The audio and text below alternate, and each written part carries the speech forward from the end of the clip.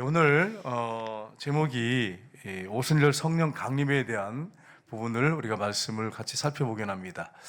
오늘 이제 말씀을 듣는 분들이 수요일 날 오신 분들은 좀 이렇게 연결해 가지고 좀 쉬울 텐데, 수요일 날 나오신 분들은 더 정신 차려서 졸지 마시고 집중해서 하나님 말씀 들으시기를 주님 여러분 축복합니다. 수요일 날 어떤 내용을 했냐면, 성령님은 삼위일체 하나님 중에 한 분이다 하고, 성령님은 성부와 성자로부터 나오신다, 이런 부분을 같이 나눴습니다. 이제 끝나고 나니까 우리 청년 한 명이 오더니, 목사님, 성부에게서 성자가 나오셨지요. 이걸 뭐라 그러죠, 여러분? 수요일날 했죠? 발생이라고 그랬어요. 아버지께로부터 나오신 분, 아버지께서 나신 분. 그래서 이걸 한문으로 하면 발생, 이렇게 하죠. 아버지와 아들로부터 성령이 나오셨어요. 이걸 뭐라 그러죠? 발출, 나오셨다. 그래서 발출, 그러니까 아이를 낳는 것처럼 낳다가 아니라 나오셨다. 그래서 이걸 한문으로 발출이라고 그래요. 성부로부터, 아버지로부터 성자, 아들이 나오셨어요. 이걸 발생이라고 그랬어요. 그 다음에 성부와 성자로부터 성령이 나오셨어요. 이걸 발출이라고 그러겠어요. 그랬더니 이제 이 청년이 저한테 뭐라냐, 목사님 이거 아닌가요? 제가 볼 때는 아버지께로부터 아들이 나온 건 맞는데, 성령님은 아버지께로부터 아들이 받아서 나오신 거 아닙니까? 이렇게 질문하셨어요. 뭐 그렇게 질문하니까 제가 또 거기에 대한 답을 또 정확하게 내리기가 좀 그래요. 근데 이게 여러분, 우리가 기억할 게 뭐냐면, 이게 우리가 설교할 때 이게 듣는 거가 이게 다가 아니라, 거슬러 나가면 기독교 역사가 있잖아요. 역사가 이제 이게 수많은 논쟁, 초대교회부터 지금까지 2000년 동안 수많은 신학적인 논쟁이 있었어요. 신학자들, 목회자들이 모여가지고 의논하고 또 의논하고 성경을 또 검토하고 막 몇 개월, 몇 년씩 걸쳐가지고 검토한 다음에 통일시켜서 나온 게 바로 이 말씀이거든요. 그래서 성경에 보면 예수님께서 성령을 보내주신 분으로 나와 있어요. 그리고 아버지께로부터 나온 영, 아버지의 영, 하나님의 영, 성경에 나와 있잖아요. 그러니까 성령님은 아버지와 아들로부터 나오십니다. 그래서 발출, 이렇게 보시면 전체적인 성경을 이렇게 보기에 쉽습니다. 그래서 여러분, 성령님은 그럼 무엇을 하시냐? 오셔서 예수 그리스도를 높이십니다. 성령님을 누구 높인다고요? 예수 그리스도를 높이세요. 예수님은 이 땅에 오셔서 인간의 완전한 하나님이시고 완전한 사람이신데 누굴 높였습니까? 아버지를 높이셨어요. 그래서 늘 보면 예수님 요한복음에 보면 아버지께 보고 들은 것을 내가 너희한테 가르치고 전한다. 아버지께서 보이신 것을 내가 행한다. 계속 이렇게 하셨어요. 근데 성령님은 어떻습니까? 성령님은 예수 그리스도를 영화롭게 합니다. 이 집사님 또 수요일날 한 걸 띄워주셔서 감사해요. 성자는 성부를 영화롭게 하시고 높였어요. 성령님은 성자를 높이셨어요. 물론 성부 하나님이 성자와 성령님을 높이십니다. 성경에 나와 있어요. 근데 이제 일반적으로 보면 이렇게 전적으로 종속은 아니시지만 그렇게 종속된 것처럼 그렇게 높이는 내용들이 계속 나와요. 그래서 성자는 아버지 성부를 영화롭게 높여드립니다. 성령님은 예수님을 높여드립니다. 그래서 우리가 항상 염두에 둘 게 뭐냐면, 어떤 분이 이제 교회에 갔는데 그 교회에서 아버지와 아들 얘기는 전혀 안 하고, 성부 하나님 예수님에 대한 얘기는 안 하고, 성령님만 계속 얘기해. 성령님 다른 얘기 안 하고, 일절 안 하고. 그 문제가 있어요. 어떤 교회는 아버지와 성령에 대한 얘기는 안 하고 계속 예수님 얘기만 해. 아버지를 그냥 거론도 안 해. 이런 교회도 문제가 있는 거예요. 성부, 성자, 성령을 여러분, 우리가 다 같이 중요하게 여기고 귀하게 여기고, 성자는 성부를 영화롭게 하고 성령님은 성자를 영화롭게 한다. 이걸 여러분 염두에 두셔야 돼요. 그래서 성령 충만한 사람들의 특징이 예수님을 증거해요. 나를 증거하는 게 아니고, 내가 이렇게 똑똑하고 내가 잘나고 내가 하나님 이렇게 들어 쓰신다고 그러면서 자기 자신을 드러내는 게 아니라, 누굴 높이냐면 예수 그리스도를 높입니다. 성령 충만한 특징이 예수님을 높여요. 예수님을 증거하는 영이 성령이십니다. 그래서 이 부분을 여러분이 항상 기억하셔서 우리가 믿음 생활하시고 또 이렇게 어떤 분들이 설교하나 이렇게 할 때 이걸 가지고 여러분이 살펴보셔야 돼. 그러면 오늘 이제 오늘 본문을 읽었는데 예수님께서 부활 승천하신 다음에 50일째 되는 날 이제 베드로와 12 제자가 그리고 이제 120문도가 함께 모여서 간절히 기도했어요. 간절히 기도할 때 성령님이 임하시는데 그때는 강력하게 확실한 표징으로 임하셨어요. 그래서 어떻게 했습니까? 막 갑자기 급하고 강한 바람 같은 소리가 휘 막 들리면서 그 다음에 성령이 각 사람 머리에 임하여 있더니 이렇게 됐어요. 그래서 입에서 나온 게 뭡니까? 방언이 막 나왔어요. 방언이. 그랬더니 사람들이 뭐라 그럽니까? 그 모습 보고 술 취했다 그랬어요. 술 취했다고. 방언하면 안 믿는 사람 같은 경우에 미쳤다 그러든지 이거 저서 이해 안 된다. 여러분 방언 받으신 분들은 이제 아는데 방언 안 받으신 분들은 방언 기도를 막 크게 하면 어떤 마음이 딱 드십니까? 저도 처음에 방언 안 할 때 방언 기도하는 분 들을 때 기분이 굉장히 안 좋더라고요. 그래서 왜 기도를 저렇게 방해하는 거야? 그리고 화가 나는 거예요. 화가 나는 거예요. 막.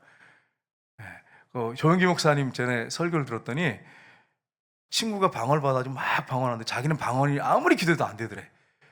그래가지고 막 화가 머리끝까지 났대. 그래서 이제 기도원에 가서 내가 방언 받으려 가서 빵을 이렇게 그 당시 긴 빵을 이렇게 사가지고 가서 그걸 먹으면서 기도를 하는데도 방언을 못 받았대. 그래서 너무너무 화가 나가지고 영어를 이분님 잘하잖아요. 그래서 영어를 빨리빨리 했대. 막 영어를. 그래서 사람들이 방언 받았네 그러면서 대단하다고 막 그랬대. 속으로 아닌데 나 방언이 아니라 영어를 빨리 한 건데 이렇게 하면서 자기가 신학교 시절에 거짓된 그런 기도를 했다 이렇게 하면서 간증하시는 걸 들었어요. 그러니까 여러분 성령께서 내 입술, 내 또 턱, 뭐 이렇게 혀 이걸 잡아가지고 이렇게 계속 말할 수 있도록 강력하게 말할 수 있도록 하십니다. 그러니까 내 의지에 의해서 나오는 게 아니에요. 그러니까 방언을 삼하는 사람들 보면 자기 생각이 분명하고 절대로 나는 내 생각대로 할 거야. 난 내 의지대로 할 거야. 이렇게 하는 사람들은 대부분 방언을 받을 수가 없어요. 왜냐하면 성령께 내 입을 맡기지 않으니까 방언이 안 나오는 거예요. 그러니까 다 긴장을 풀고 성령님 내 마음과 생각을 주장하시고 내 입술을 주장하셔서 방언하게 하옵소서 이렇게 하면 터지는데 안 그러면 나는 아니에요. 나는 이상한 말 하고 싫어요. 그러면서 이제 막 고집 피우면서 자기가 절대로 양보 안 하고 그렇게 딱 생각하고 있잖아요. 이런 분들은 방언하기가 힘들어요. 그러니까 여러분 방언하려면 기도 많이 해가지고 성령께 나를 완전히 맡기셔야 돼요. 그러면 방언하면 좋은 점이 뭐냐면 시간 가는 줄 몰라요. 기도는 우리가 여러분 해보셨잖아요. 아무리 막 세계 민족 평화, 막 인류 평화, 막 인류 구원 막 해서 기도하고 딱 보면 10분, 15분. 기도가 그렇게 여러분 한번 해보세요. 뭐 안 하는 분들은 뭐예요? 안 하는 분들은 내 생각에 목사님 난 뭐 간단하게 아침 일어나자마자 기도하고 식기도 하면 됐죠. 뭘 더 무슨 기도를 깊이 합니까? 이렇게 생각하는 분이 혹 있을지 모르겠어요. 근데 여러분 기도해보면 아세요. 막 간절히 했는데 보면 10분, 15분밖에 안 지났어요. 또 그렇게 하면 또 그래. 근데 방언 기도하면 어떤 게냐면 막 불 붙어서 하면 1시간이 금방 가. 그 방언 기도는 기도의 은사입니다. 근데 여러분 여기서 하나 기억할 게 있습니다. 방언을 못 받아도 중요한 것은 하나님과 아들과의 관계, 하나님과 딸과의 관계가 더 중요해요. 그러니까 방언을 못 받아도 여러분이 하나님의 아들, 딸이니까 하나님이 여러분을 귀하게 여기시니까 하나님 앞에 감사하셔야지. 여러분이 나는 방언 못 받았으니까 구원 못 받아. 그리고 나는 방언 못 받았으니까 하나님 나를 안 사랑하는가 봐. 그런 생각은 전혀 할 필요 없어요. 예전에 그 시골교회에서 있었던 일인데 친구가 방언을 받았어요. 그러니까 여성들이 세계 세민이 좀 많잖아요. 시기심이 많잖아요. 그래서 자기도 막 친구처럼 받으려고 와서 막 밤마다 기도하는데 방언이 안 터지니까 친구를 또 끌고 왔어 교회. 앉혀놓고서는 막 해도 또 안 터져. 그러니까 왜 얘는 주고 난 안 주세요? 얘는 주고 왜 난 안 주세요? 막 그 앞에다 얹고 삿대질하면서 그렇게 기도를 간절히 하다가 방언을 받은 그런 고등학생이 있었어요. 그러니까 여러분 그렇게 할 필요는 없어요. 그러나 사모해야 돼. 영적인 은사를 사모하셔야 돼. 사모하는 자에게 방언을 주시는 거예요. 은사를 주시는 거예요. 사모 안 하는데 주면 여러분 그게 얼마나 귀한지 모르잖아요. 여러분 방언 기도 많이 하시고 하시는 분들은, 방언이 안 되시는 분들은 그냥 일반 기도하시면 돼. 자유롭게 하시면 돼. 하나님 앞에 기도하시면 돼.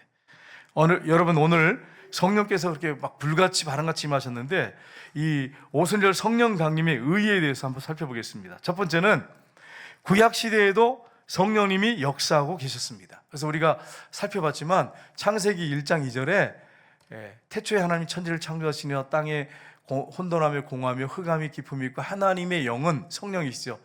수면에 운행하시니라. 성령께서 구약에도 계셨어요. 욥기서 33장 4절에도 있고, 또 인간을 창조하실 때 우리가 우리의 형상대로 우리가 사람을 만들고, 그러니까 여러분 성령께서 삼위일체 하나님이 의논해서 우리를 만드셨어요. 그러니까 여러분과 저를 하나님이 얼마나 잘 만드셨겠어요? 한번 생각해 보세요. 네. 여러분 감사하시길 주님으로 축복합니다. 감사하셔야 돼요.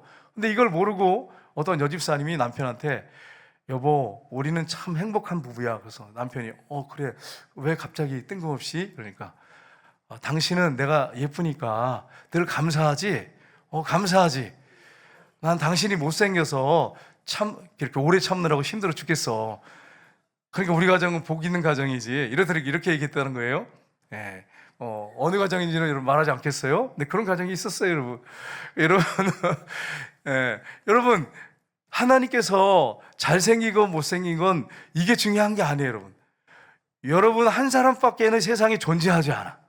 여러분 남편 한 사람, 여러분 아내 한 사람, 이 세상에 똑같은 사람이 없어요. 똑같은 사람이. 그러니까 얼마나 소중합니까, 여러분? 그러니까 한 사람 한 사람을 소중하게 여겨야 돼. 우리 교회 오는 성도님들 한 분 한 분을 소중하게 여겨야 돼. 그 사람 돌아가시면 그 사람과 똑같은 사람은 존재하지 않아. 더 이상 이 세상에 존재하지 않아. 그러니까 얼마나 소중합니까? 여러분 유장로님이 계시는데, 만약에 유장로님이 이제 오래 사시겠지만 돌아가시면 유장로님 같은 분을 못 만나. 이제 더 이상은 이 세상에서 볼 수가 없어. 그럼 유장로님이 얼마나 소중해요, 그죠? 서승규 집사님도 마찬가지. 서승규 집사님 같은 남자를 볼 수가 없어요. 신영숙 집사님 감사하시죠? 네. 더 이상 서승규 집사님 같은 분을 세상에서 볼 수가 없어. 그러니까 얼마나 귀합니까? 똑같은 사람 아무리 노력해도 데려오다 놓을 수가 없어. 그러니까 여러분과 제가 한 사람 한 사람이 너무 소중한 거야. 너무 소중한 거야. 귀하게 여기셔야 돼요. 하나님의 성부, 성자, 성령이 연합해서 우리 인간을 만드셨어요. 그러니까 여러분 하나님의 형상이 우리 안에 있어요. DNA가 우리 안에 있어요. 그러니까 여러분과 제가 너무 소중한데 왜 이걸 잘 깊이 생각 못하냐면 죄성 때문이에요. 죄성이 있으니까 하나님께서 나를 사랑하지 않는가 봐. 그리고 날마다 죄를 짓는데 넘어지는데 난 약한데 나 같은 걸 누가 알아주긴 하겠어. 하나님 나를 버리신 거 아니야? 뭐 이런 생각을 하니까, 이 왜곡된 생각을 하니까 그래요. 사탄에게 말려들어서 그래요. 여러분 거기 넘어가시면 안 돼. 여러분 정말 소중하고 귀한 사람이에요. 남편을 귀하게 여기세요. 여러분 남편 같은 사람은 세상에 둘도 없어요. 그러니까 남편 얼굴도 이렇게 좀 이렇게 쓰다듬어 주면서 예쁘다 그리고 화장도 해드리고 이렇게 가끔씩 오이팩도 이렇게 붙여가지고 이렇게 해주고, 그러니까 얼마나 좋아요, 여러분. 남편을 좀 관리 좀 해주시고. 네, 저도 이렇게 해주더라고. 막 이렇게 얼굴 타면 전에 오일을 막 붙여줘가지고 시원하더라고요, 이거. 너무 감사해서. 이게 되니까 오일을 붙이니까 얼굴이 시원하더라고. 아내를 소중하게 여기세요. 여러분 아내 같은 아내가 어디 있어요? 세상에 아무리 수천억을 갖다 줘도 여러분 아내 같은 아내를 데려올 수가 없어. 여러분 얼마나 소중해. 아내를 귀하게 여기시길 주님을 축복합니다. 귀하게 여기셔야 돼. 하나님 형상대로 창조됐기 때문에 그래. 하나님께서 세상의 모든 만물을 창조하셨는데 성령을 통해서 창조 세계를 유지하시고 보호하십니다. 보존하십니다. 성경 구절 한번 보겠습니다. 시편 104편 30절 보겠습니다. 같이 읽겠습니다. 주의 영을 보내어 그들을 창조하사 지면을 새롭게 하시나이다. 아멘. 성령을 보내서 성부, 성자, 성령이 창조하셨죠. 지면을 새롭게 하시나이다. 그래서 성령께서 안 믿는 사람들 가운데도 역사하고 계시고 믿는 사람들 가운데도 성령님이 역사하고 계십니다. 만약에 성령님이 계시지 않으면 죄가 억제가 안 되기 때문에 세상은 빨리 멸망해 버립니다. 끝나볼 것입니다. 그러나 예수님 재림할 때까지 성령이 계속해서 역사하고 계세요. 믿는 자들, 믿지 않는 자들 가운데 역사하세요. 그래서 우리가 기도해야 하는 거예요. 우리 남편 교회 안 나오는데 목사님 어떻게 하지요? 계속 기도하세요. 자녀들 안 나오는데 어떻게 하죠? 계속 기도하세요. 성령께서 역사하고 계십니다. 무쇠 같은 마음도 성령님이 녹이십니다. 그래서 여러분 기도하셔야 되는 거예요. 새 신자들 올 때 여러분 기도해가지고 한 교회 나왔다 됐다 이러시면 안 돼. 새 신자가 잘 믿음 생활 할 때까지 계속 기도하시고, 여러분이 기도하는 사람이라면 주님 앞에 갈 때까지 그 사람을 위해서 기도하세요. 그러면 그분이 얼마나 신앙이 건강하게 성장할지 몰라요. 하나님이 그렇게 세우실 겁니다. 성령을 통해서. 그래서 여러분이 포기하지 말고 계속 기도하시고, 자녀들 포기하지 말고 계속 기도하세요. 하나님은 절대로 포기하지 않으십니다. 계속 기도하면 성령님이 역사하셔서 바꿔놓으실 때가 있습니다. 그때까지 낙심하지 마시기를 주님으로 축복합니다. 성령님은 사람을 통해서 예언하게 하십니다. 그래서 성경에 보면 느헤미야서 9장 30절 보겠습니다. 같이 읽겠습니다. 그러나 주께서 그들을 여러 해 동안 참으시고 또 주의 선자들을 통하여 주의 영으로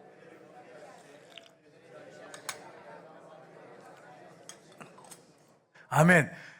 선지자에게 성령이 임해가지고 예언을 했단 말이에요. 근데 경계하시는데 안 되는 거야. 안 들러가지고 어떻게 됐습니까? 이스라엘 백성들이 왜 포로로 끌려갔어요? 성령이 하시는 말씀, 하나님이 성령을 통해서 선지자를 감동해가지고 하신 말씀을 안 들어. 계속 거역하고 불순종하니까 아수르 포로로 끌려가고 바벨론 포로로 끌려가고 그렇게 한 거예요. 세상에 이 모든 민족 가운데 뿔뿔이 흩어지고, 지금은 이제 계속 돌아오고 있지만, 왜냐하면 성령께서 하신 말씀을 안 듣기 때문에, 순종하지 않았기 때문에, 말씀하신 거에 대해서. 성령님은 사람들을 사로잡아서, 선지자를 사로잡고 사도를 사로잡아서 성령을 쓰게 하셨어요. 성경에 뭐라고 되어 있습니까? 베드로후서 1장 21절 보겠습니다. 같이 읽겠습니다. 예언은 언제든지 사람의 뜻으로 낸 것이 아니요 오직 성령의 감동하심을 받은 사람들이. 아멘. 성령님이 사도나 선자들을 감동하셔서 예언도 하게 하시고 성경을 쓰게 하셨어요. 그림 하나 볼까요? 예, 구약을 이제 쓰는데, 여러분 우리는 지금 너무 좋은 질의 종이를 갖고, 종이 좋을 질의 성경을 보고 있는데, 이 구약 시대 때 모세가 성경을 쓸 때 어디에서 썼냐면 파피루스에 썼어요. 파피루스가 뭐냐면 이 갈대 같은 건데, 나일강에 그걸 이렇게 꽉 눌러가지고 이걸 압축시켜서 이렇게 막 뭉개가지고 이거를 막 이렇게 펴가지고 말려가지고 거기다가 글을 썼는데, 여러분 유대인들이 이제 성경을 쓸 때, 필사할 때 특별히 유대인들은 어떻게 했냐면, 이렇게까지 할 건 없는데 이렇게 했어요. 어떻게 했냐면, 이 파피루스에다가 이 성경을 쓰는데, 서기관들이 쓸 때 여호와라는 단어가 딱 나오면 끝에 그 펜을 그걸 딱 갈았어요. 그리고 가서 목욕을 하고 와서 펜을 꽂아가지고 이렇게 여호와 쓰고 성경을 썼어요. 근데 여호와 쓰고 한 절 끝나기 전에 또 여호와가 나와. 그러면 어떻게 해요? 또 이걸 빼가지고 또 다시 끼고, 그러고 가서 또 샤워하고 와가지고 또 썼어요. 그러니까 여러분 우리 손에 들려진 성경이 완벽한 거예요. 그래서 안 그랬으면 여러분 어떻게 우리 손에 들려졌겠어요? 하나님이 유대인들한테 성경을 쓰는 사명까지 주셨어요. 그들은 복 있는 사람이에요. 근데 그렇게 선지자들이 예언한 것을 불순종하다가 포로로 끌려가서 고통을 당했어요.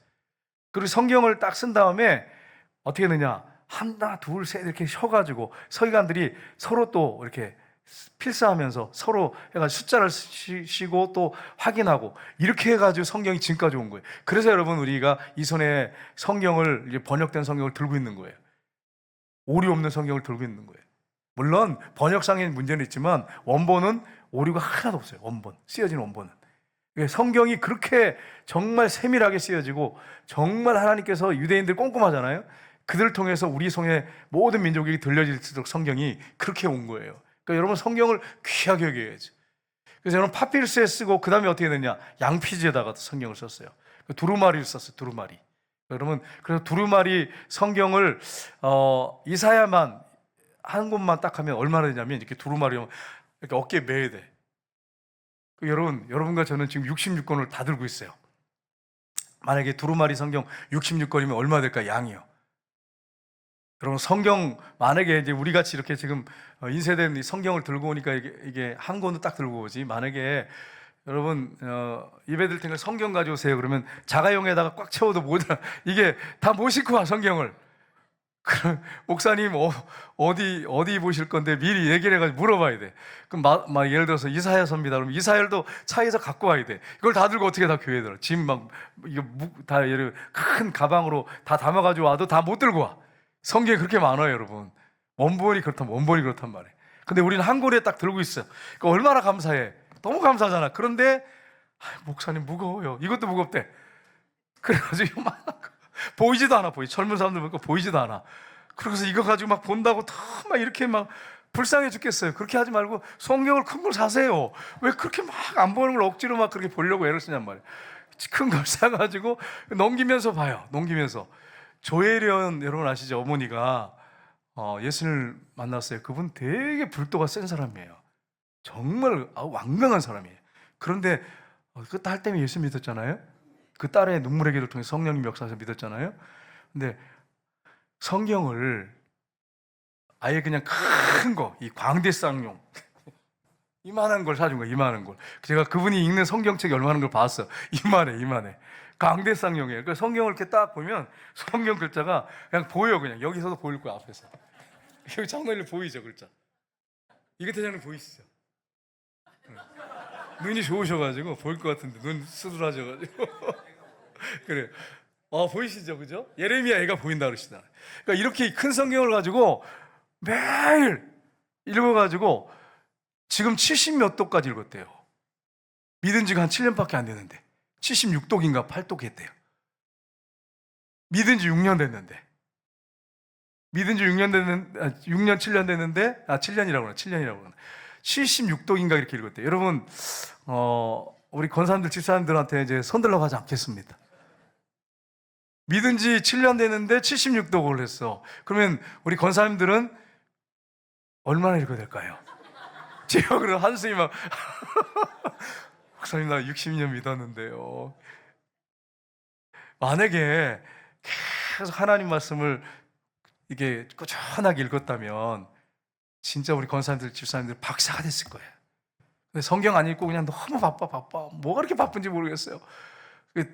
돌아보면 별로 바쁠 일도 없는데 그냥 바빠. 그냥 직장을 내려놓으면 더 바빠. 이상하게 전화하면 더 없어요. 여러분 이제 늦지 않았습니다. 지금이라도 늦지 않았어요. 조혜련 집사님 어머니가 70 넘어가지고 예수 믿었단 말이에요.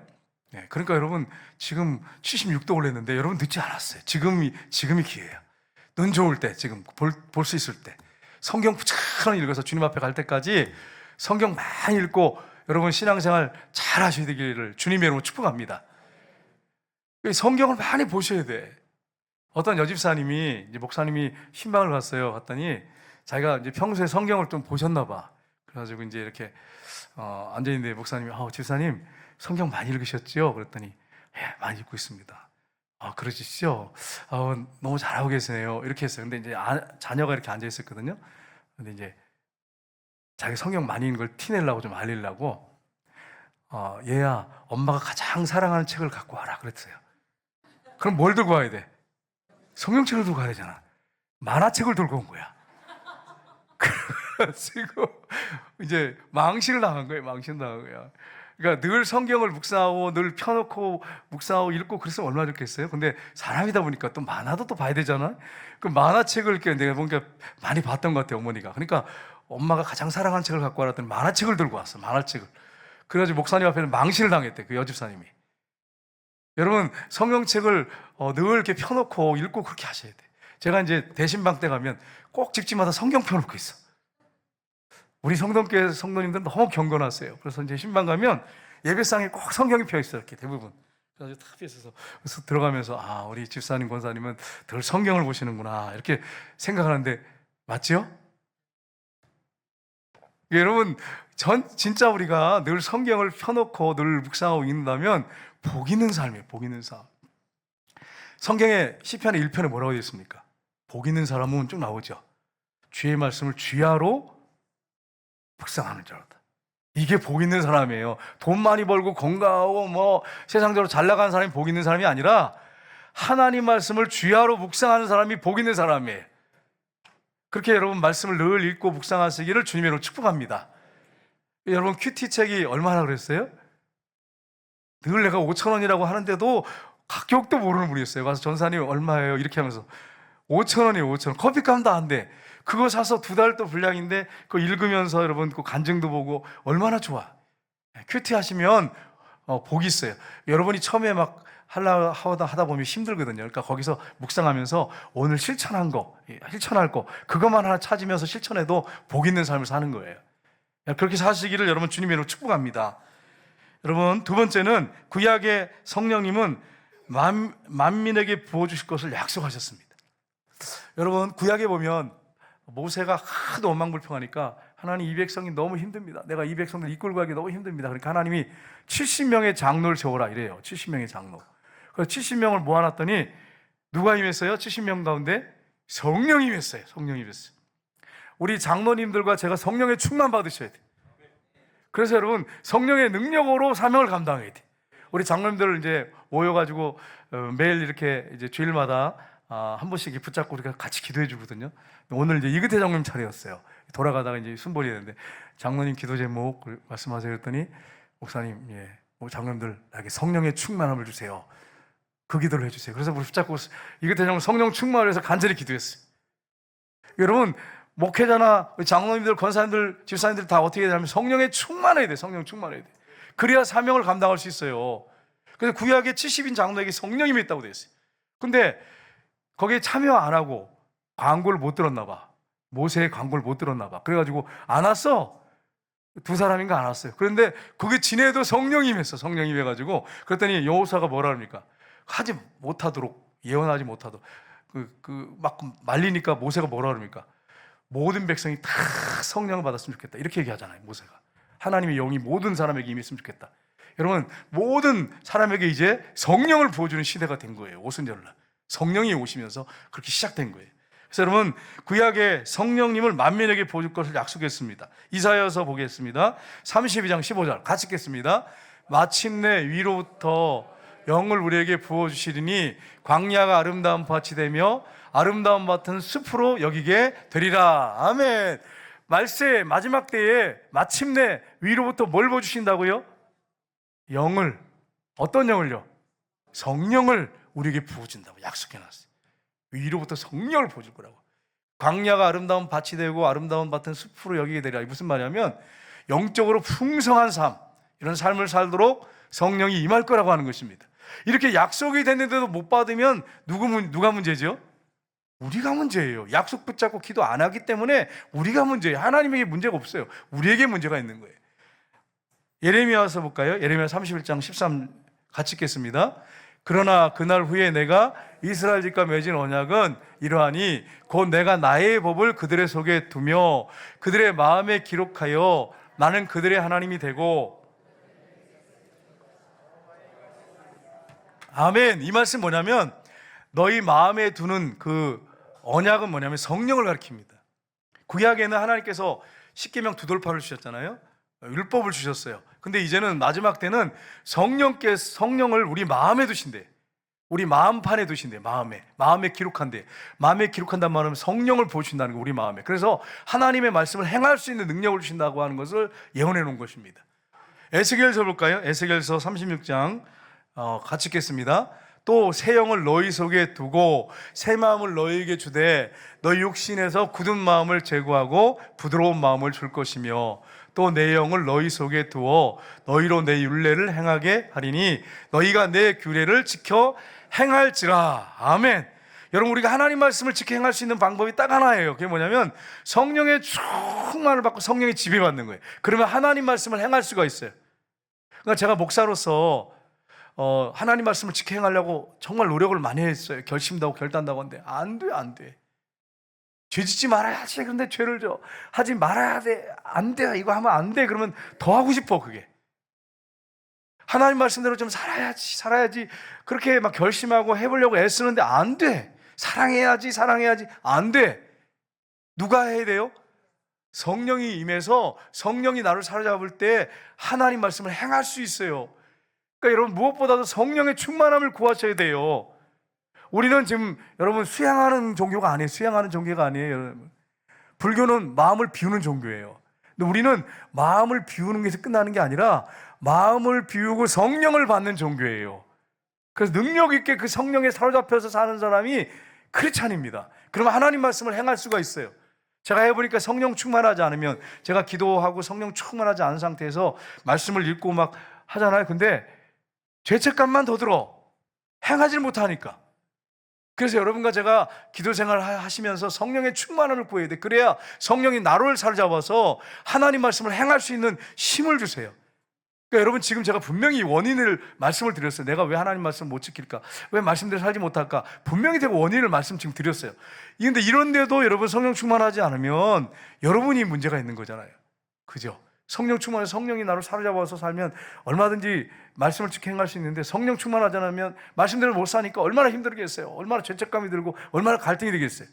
그래서 성령의 충만을 받는 것이 이렇게 중요해요. 요엘서 2장 28절 29절 보겠습니다. 같이 읽겠습니다. 그 후에 내가 내 영을 만민에게 부어주리니 너희 자녀들이 장래일을 말할 것이며 너희 늙은이는 꿈을 꾸며 너희 젊은이는 이상을 볼 것이며 그때 또 내가 내 영을 남종과 여종에게 부어줄 것이며. 아멘. 말세에 모든 만민에게 뭘 부어주신다고요? 성령을 부어주신다고. 늙은이에게, 젊은이에게, 자녀에게 성령을 부어주신다고 약속하셨어요. 이렇게 좋은 약속이 어디 있어요? 하나님이 약속하면 반드시 지키시잖아요. 여러분, 약속을 붙잡고 기도하셔야 돼요. 약속을 붙잡고. 우리 한번 사진 알아볼까요? 같이 읽겠습니다. 오늘 내게 주신 약속으로 붙들고 기도하십시오. 약속을 지키는 하나님께서 우리의 삶에 상상조차 할 수 없었던 초자연적인 역사를 일으키실 것입니다. 아멘. 하나님은 약속하시면 반드시 지키신단 말이에요. 그러니까 약속을 붙잡고 기도하세요. 하나님 이렇게 약속하셨잖아요. 주세요. 그러면 역사가 일어나는 거예요, 여러분. 이렇게 소중한 약속을 붙잡고 기도하는 게 얼마나 복된 인생입니까? 근데도 붙잡고 기도를 안 해. 만약에 예를 들어서 여러분의 아버지 어머니가 저쪽에 요즘에 문성에 아파트 요새 새로 막 짓던데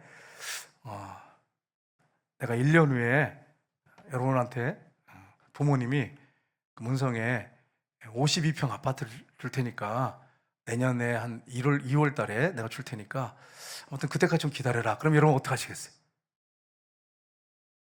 눈이 갑자기 커져요. 이렇게 52평 아파트 산다니까 눈이 그냥 갑자기 이렇게 커지시면 제가 곤란해요, 여러분. 피차 곤란해질 수 있어요. 그래가지고 그러면 여러분 어떻습니까? 기간이 가까워지면 어떻게 할까요, 여러분? 아버지 어머니 50평 주신다고 했잖아요. 1월달, 2월달부터 이제 조르는 거예요. 엄마, 뭐 하세요? 50평 주신다고 했잖아요. 약속했잖아요. 언제예요, 언제? 내년에 준다고 했잖아요. 계속 그래. 아파트는 그렇게 달라고, 약속한 거 달라고 그렇게 매달리는데, 성령을 부어주겠다고 계속 약속하시는데, 약속대로 성령 부어주세요. 성령 능력 주세요. 왜 약속 붙잡고 기도 안 하냔 말이에요. 아파트보다 못하다고 생각하니까 그래. 여러분, 성령님은 누구십니까? 하나님이십니다. 전능하신 하나님의 성령님이. 그러면 여러분, 내가 질문할게요. 1번 52평 아파트를 구하겠다. 2번 붕사 목사님 내가 흉내내는 거예요. 1번, 2번 두 가지만 꼭 하시더라고. 2번 성령을 달라고 약속하신 성령을 달라고 기도하겠다. 여러분 뭘 구하시겠어요? 아멘. 아멘.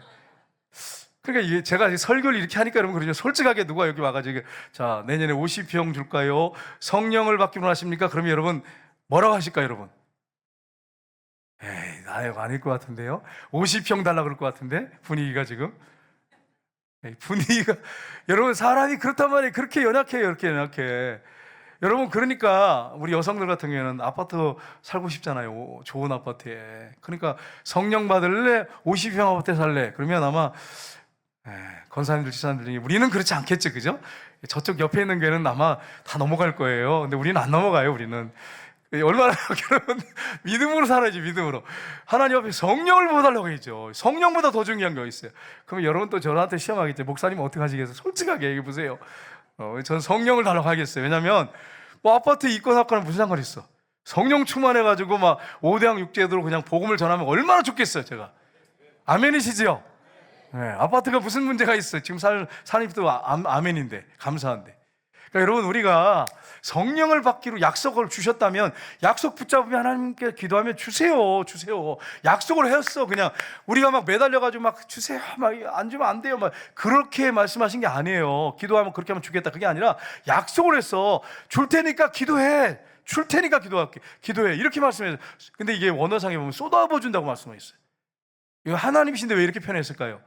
너희가 가면 아주 충만하게, 아주 그냥 성령 충만한 그런 상태로 너희를 그걸 만들어주겠다, 그런 말씀이에요. 그러니까 여러분, 성령 충만을 구하시기를 주님으로 축복합니다. 약속을 했기 때문입니다. 그리고 여러분, 이것뿐 아니라 이 성경의 약속들이 많이 있거든요. 여러분이 날마다 성경을 읽고 묵상하면 그 약속을 붙잡고 기도하세요. 하나님이 가장 약할 때가 언제냐면 약속을 붙잡고 기도할 때입니다. 그래서 여러분, 성경에 나오는 인물들 보면 기도는 어떻게 하냐면 약속을 붙잡고 기도해. 다니엘도, 에레미야도 마찬가지고 선지자들이 약속을 붙잡고 기도해. 약속을 붙잡고 기도하는 것이 가장 강력합니다. 여러분, 가장 강력한 기도는 약속을 붙잡고 하는 기도예요. 예를 들어서 제가 여러분한테 약속을 한다고 생각해 보세요. 예를 들어서 여러분한테 내년에 여러분은 어떤 분한테 제가 돈을 열심히 모아가지고 500만 원 드리겠습니다. 예를 들어서 1월 첫 주에 드리겠습니다 했을 때 여러분 약속을 했어요. 근데 약속이 지났는데도 2월 달 됐는데도 안 줘. 그럼 여러분 어떻게 하시겠어요? 목사님 1월 첫 주에 돈 주시냐고 했잖아요. 그럼 제가 무시를 해. 내가 무시해. 그러면 또 돈을 못 모았어. 무시해. 그럼 계속 목사님 그 첫 주에, 여러분은 안 그러시겠죠? 근데 그럼 주신다고 했잖아요. 하면 제가 줘야 돼요, 안 줘야 돼요? 줘야 돼요. 약속했기 때문에. 근데 저는 다 못 모아가지고 죄송해요 집사님, 아무래도 연말까지 가야 될 것 같아요. 아무리 노력해도 이게 안 모여지네요. 그런 약한 존재예요. 근데 하나님은 전능하신 하나님이에요. 그분은 약속을 하면 반드시 지키시는 분이에요. 그러니까 여러분이 하나님 말씀을 붙잡고 기도하면 강력한 기도를 드리는 거예요. 하늘문을 여는 기도를 드리는 거예요. 그래서 여러분, 약속을 붙잡고 기도하시길 주님으로 축복합니다.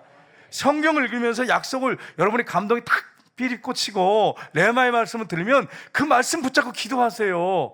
왜냐하면 믿음으로 아브라함이 우리의 조상이 됐어요. 믿음으로 하나님의 약속이 다 우리의 것이 됐단 말이에요. 그러니까 욕심부려서 막 마음껏 욕심부리면서 기도해라, 그런 얘기가 아니라 성령께서 감동을 주시고 말씀을 읽다가 딱 마음이 와닿으면 레마의 말씀이에요. 그게 나에게 주신 말씀이란 말이에요. 그걸 붙잡고 약속하셨잖아요. 하나님, 기도하면 하나님 주신단 말이에요.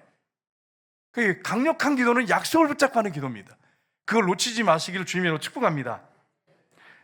이제 우리가 이렇게 성도님들한테 이렇게 설교했으니까 우리 하나님 바쁘시겠죠. 이제 이렇게 했는데도 기도 안 하면 하나님께서 여러분 설교 좀 다 듣고 있는 거 아신단 말이에요. 세상에 최문서 목사가 저렇게 피 터지게 약속을 붙잡고 기도하면 응답합니다. 그런데도 성전교회에도 뻔뻔하다, 어떻게 저렇게 기도를 안 하냐, 저렇게까지 했는데, 이런 소리 들으면 돼요, 안 돼요? 안 돼요, 여러분, 안 돼요. 약속을 붙잡고 기도하면 하나님 역사하신단 말이에요. 그러니까 여러분이 어떤 문제가 있으면 그냥 갈등하고 고민하지 말고 말씀을 묵상하는 가운데 그 동일한 말씀, 연결되는 말씀이 있습니다. 읽다 보면 그래요. 읽다 보면 나오더라고요. 그럼 그 말씀 붙잡고 하나님 이렇게 약속하셨잖아요. 하나님 성경에 약속했잖아요. 그렇게 기도하시란 말이에요. 그러면 하나님 역사하신단 말이에요. 최고의 여러분 기도응답은 성령 받는 것입니다. 아주 성령의 불세를 받는 거예요. 세 번째는 예수님이 성령이 오실 것을 약속하셨습니다. 예수님이 약속하셨죠? 요한복음 16장 7절. 구약에만 약속하는 게 아니에요. 예수님이 승천하시기 전에 약속하셨어요. 7절 한번 보겠습니다. 그러나 내가 너희에게 실상을 말하노니 내가 떠나가는 것이 너희에게 유익이라. 내가 떠나가지 아니하면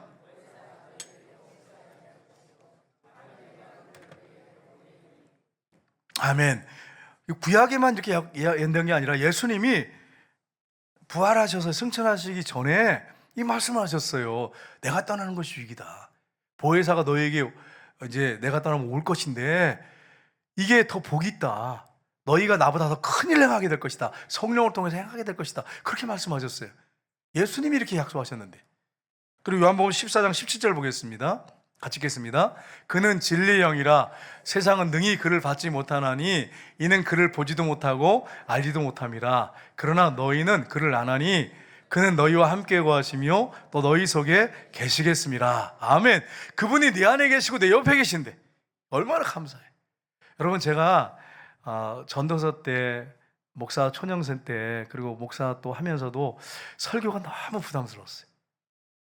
너무 부담스러워가지고 잠을 못 자겠어요. 새벽 기도를 맡았는데 전도사 때 꼬박 샜어, 방을. 예. 여러분은 그냥 앉아서 아유, 목사님 뭐 그렇게까지 할 필요 없겠어요. 한번 해보세요. 한번 해보세요. 한 일주일만 여러분 새벽 기도 맡겨놓으면 처음에는 할 거예요. 우리 장로님들도 이제 어떤 간증도 있으니까 얼마든지 하실 수 있을 거예요. 한 달만 딱 시켜놓으면 한번 해보세요. 할 게 없어, 할 게 없어. 여러분, 말씀을 정말 읽고 늘 읽고 성령의 충만한 성령의 인도를 받은 사람은 꾸준하게 할 수 있어요. 근데 성령 인도받지 않으면 안 되죠. 근데 제가 성령이 나를 붙잡고 계시는구나, 이게 확신하니까 지금은 막 그렇게 부담스럽진 않아요. 기도하면서 계속 묵상하면서 성령께서 주시는 말씀 붙잡고 내가 이걸 전하기 위해서 준비하니까 옛날처럼 그게 너무 막 너무 힘들다. 이게 설교만 없으면 제일 목회가 행복할 텐데 이런 생각을 안 한단 말이에요. 옛날에는 그 생각을 했어요. 야, 목회자가 설교만 하면 할 만한데. 근데 여러분, 이 설교 하나면 목사가 무슨 필요가 있겠어요? 물론 뭐 선병도 있고 여러 가지 있겠지만. 근데 그렇게 부담이 들었어요. 너무 힘들었어요. 근데 성령이 나를 사로잡고 계시는구나. 내 안에 계시구나. 내 옆에 계시구나. 이게 확신하고 너무 분명하니까 이제는 설교하는 게, 준비하는 건 물론 시간 투자 많이 하지만 그렇게 옛날처럼 무거운 짐이 되고 그러진 않아요. 너무 힘들진 않아요. 너무 기뻐요. 말씀 전하는 게 기쁘고, 어떨 때는 성령이 말씀 전하는데 제가 준비하지 않은 것까지, 고민했던 것까지 막 생각이 나게 강단성에 서면. 누가 이렇게 하세요? 성령이 하시는 거죠. 성령이 하시는 거죠. 그러니까 성령이 오시면 이렇게 큰 영적인 축복이 우리에게 주어지는 것입니다. 여러분, 우리를 진리 가운데 인도하세요. 얼마나 감사해요, 여러분. 빛으로 인도해요. 빛으로. 하나님 뜻으로 인도해요, 성령께서. 성령 충만하면 하나님 뜻 가운데 인도해요. 그러니까 어두움, 세상이 캄캄한 어두움 가운데 있고 내가 어느 곳으로 가야 될지 고민하고 갈등할 필요가 없어요. 성령의 인도 받으면 성령이 그 길, 바른 길, 진리의 길로, 하나님의 뜻 가운데로 인도하신단 말이에요. 그러니까 얼마나 감사해요, 성령 충만하고 성령 인도 받는 것이. 네 번째는 성령님이 오셔서 우리를 통하여 초월적인 일을 하십니다. 우리 한번 사도행전 볼까요? 사도행전. 너희가 거룩하고 의로운 일을 거부하고 도리어 살인한 사람을 놓아주기를 구하여 생명의 주를 죽였도다. 그러나 하나님이 죽은 자 가운데서 그를 살리셨으니 우리가 이 일의 증인이라. 아멘. 누구의 설교죠? 들어보니까 베드로의 설교예요. 성령 충만한 베드로. 옛날에는 도망쳤어요. 계집종 앞에서 3번이나 모른다고 부인하고 저자고 맹세까지 했어요. 성령의 충만 받으니까 베드로가 설교하는데 보세요. 뭐라고 설교했어요? 너희가 거룩하고 의로우니 예수님을 너희가 거부하고 도리어 바나바, 살인한 사람을 놓아주기를 너희들이 구했지 않느냐? 그러면서 너희들이 생명의 주를 죽였도다. 그러나 하나님이 죽은 자 가운데서 그 예수님을 살리셨으니 우리가 그 부활하신 예수님을 본 증인이다. 이렇게 하니까 그들이 어떻게 합니까? 가슴을 치면서 어찌할까 하면서. 왜요? 그분이 십자가에 죽어서 끝난 게 아니라 부활하셨어요. 그러면 누굴 죽인 거예요? 하나님을 죽인 거예요. 하나님의 아들을 죽인 거예요. 그 3,000명이 회개하고 예수님을 믿었어요. 베드로가 어떤 사람입니까, 여러분? 가방끈이 짧은 형님이세요. 맨날 여러분 갈릴리 바다에서 한 건 뭐냐면 고기 잡는 거예요. 그래서 또 그 다음에 한 일이 뭘까요? 고기 배 따는 일이에요. 배 따는 거. 고기 배는 잘 땄어요. 고기 배는. 그래가지고 또 팔아야 되니까. 그런 일만 했어요. 베드로가 무슨 말씀을 전하고 무슨 여러분 사도로서 무슨 사역을 감당할 능력이 돼 그릇이 돼요? 아니에요. 오순절날 성령이 임하니까 그가 어떻게 됐습니까? 주님이 정말 귀하게 들어쓰는 사도가 됐단 말이에요. 여러분과 제가 해야 할 일은 성령의 충만 받고 말씀 붙잡고 사는 거예요. 그러면 하나님이 여러분과 저를 귀하게 들어 쓰실 것입니다. 가방끈 짧아서 못 쓰시는 게 아니에요, 여러분. 성령이 사로잡지 않아서 못 쓰시는 거예요. 베드로가 이렇게 설교하니까 3,000명이 회개했어요. 말씀 보면 그 다음에 보면 3,000명이 회개했어요. 여러분 3,000명이면 어마어마한 숫자입니다. 그들이 회개하고 예수 믿었어요. 그 다음에 사도행전에 보면 사도들이 모여가지고 또 이제 말씀을 전하는데 사도행전 4장 2절 5절 보겠습니다. 같이 읽겠습니다. 예수 안에 죽은 자의 부활이 있다고 백성을 가르치고 전함을 시로하여 그들을 잡음에 날이 이미 저물었으므로 이튿날까지 가두었으나 이 말씀을 듣는 사람 중에 믿는 자가 많으니 남자의 수가 약 5천이나 되었더라. 아멘. 3천 명만 얘기한 게 아니고 5천 명, 남자 수만. 그럼 여성들 포함하면 얼마 되겠어요? 한 2만 명 안 되겠어요?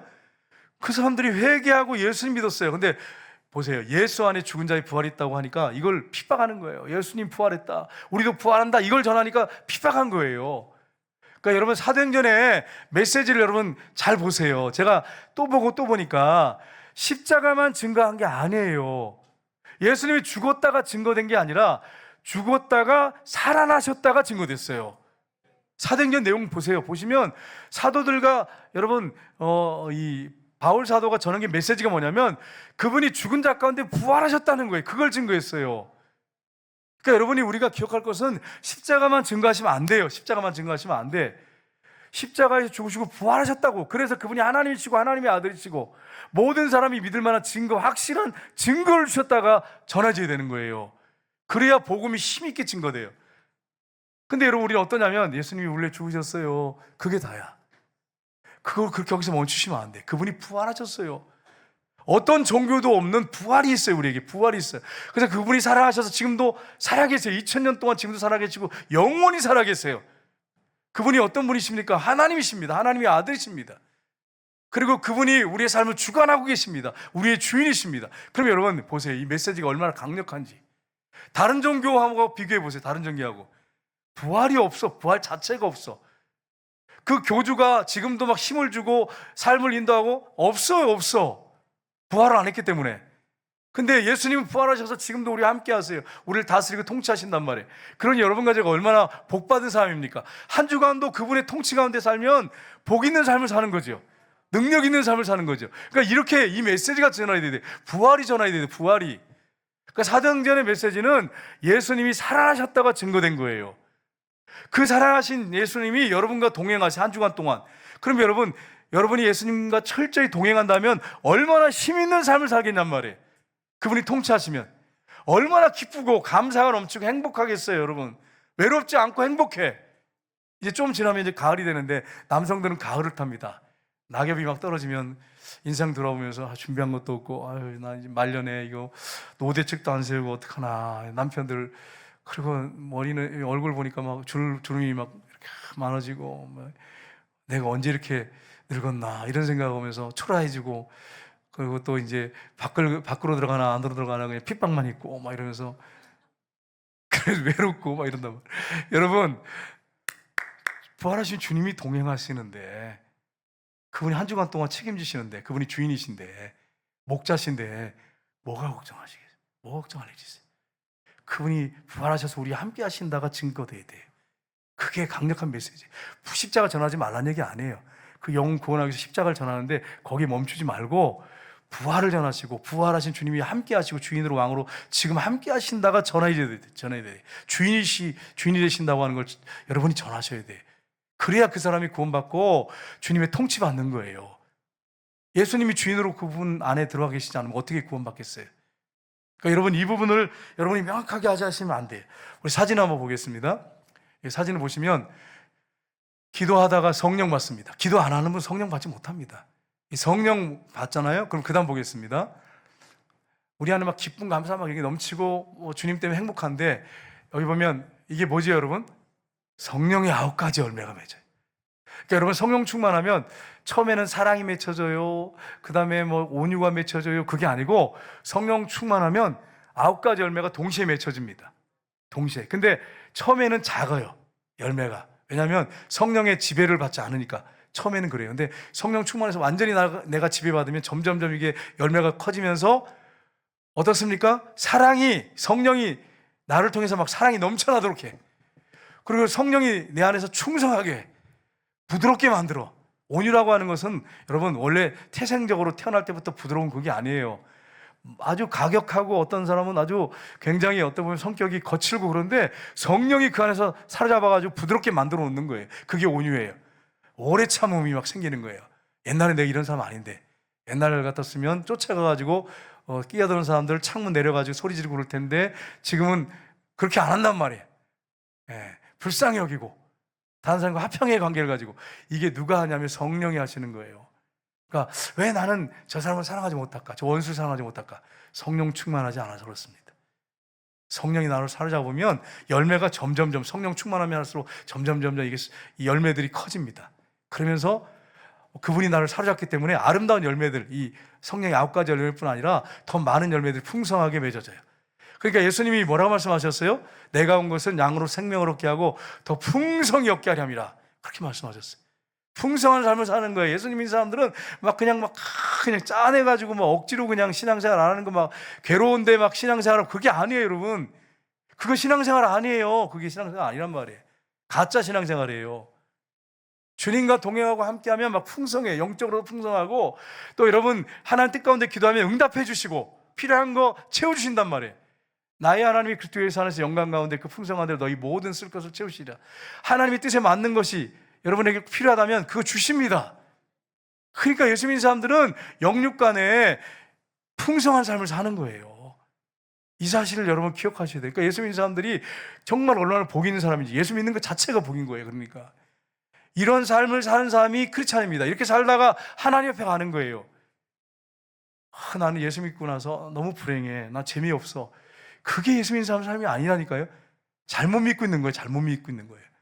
그래서 여러분 성령의 충만 받아가지고 능력 있는 삶, 예수 믿는 것 때문에 행복하고 즐겁고 성령이 나를 사로잡아서 사랑도 실천하고 막 기쁨이 있고 온유하고 막 다른 사람들 섬기고 충성하고 막 이런 역사들, 열매들이 막 나타나고, 그러니까 하나님께 영광 올려드리고 여러분이 예수님을 가장 많이 닮는 사람들 다 되시기를 주님의 이름으로 축복합니다.